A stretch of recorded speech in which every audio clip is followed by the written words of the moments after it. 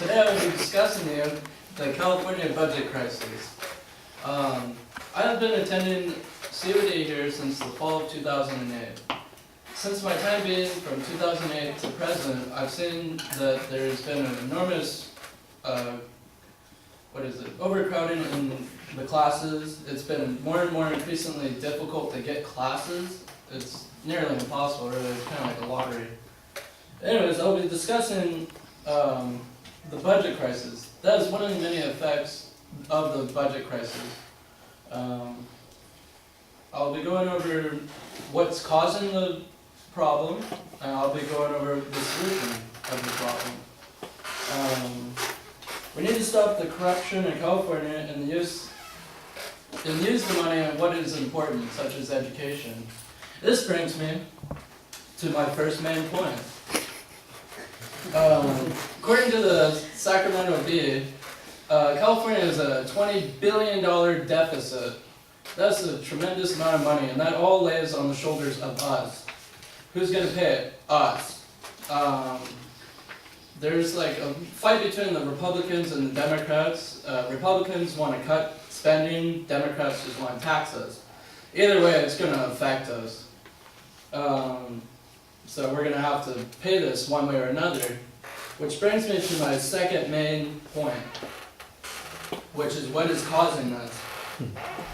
According to the Department of Numbers website online, there are over 2 million people unemployed in California right now. And they're all on unemployment. This unemployment is contributing to the deficit, the $20 billion deficit. So one of the solutions, I think, would be limit the amount of time that they have on unemployment and also help create jobs for them. I think that would be key. Another thing, a wasteful spending that's being done by politics in California. News article in LA Times I read, there's 5 LA County supervisors who get the annually spending budget of $3.4 million at their disposal, which after investigation by the LA Times, they discovered that they use it for chauffeurs, throwing private parties just for fun, and other miscellaneous expenses which don't benefit California at all. Which brings me to my next point, not my third point, my next point.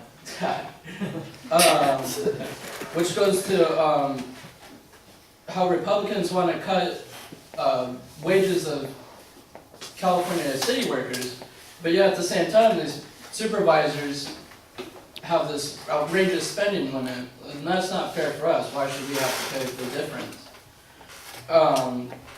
So that was according to an article in the CNN newspaper, or news article online. Anyway. According to the article in the New York Times, they want to cut the education spending and raise tuition to make up for the deficit, and that's just not fair to the students. Why should we have to suffer?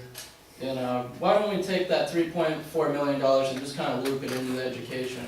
Take the load off of us. After all, we are students, and most of us are taking out student loans and whatever, try and pay for it. Anyway, this brings me to my third main point. What we can do to help solve this issue. Obviously, it's not entirely in our hands, but there is something that we can do to help solve the issue. Such as reading the newspaper, becoming aware of what's going on. A lot of what I've mentioned today, you guys probably don't even know. With a little bit of research and reading the newspaper every day, watching the news, you become more aware of things. And which would follow up, reading won't do you any good unless you participate in the government.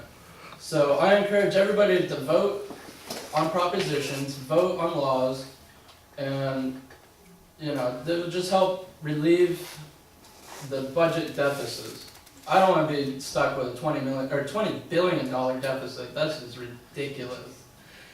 And third, we can also just create petitions. If we all just voice our opinions, numbers work.